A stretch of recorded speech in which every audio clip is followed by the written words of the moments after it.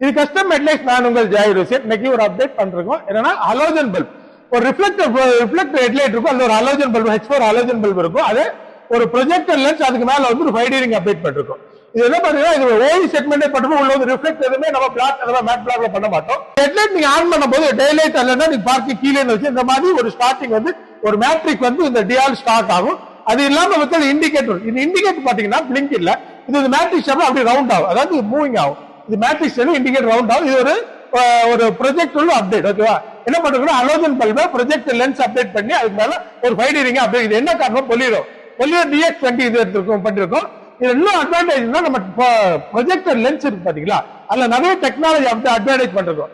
இந்த கார்ல என்ன பாத்துருக்கோம்னா, நம்ம நார்மலா கிரேட்டா வெஹிக்கிள் பாத்தீங்களா, கிரேட்டா வந்து நீங்க ரைட் லெஃப்ட் திரும்பும்போது கார்னரிங் லைட் வரும். ஓகே, தனியா ஒரு கார்னரிங் பல்ப் இருக்கும், அது வந்து நீங்க ரைட் லெஃப்ட் திரும்பும்போது ஆன் ஆகும்.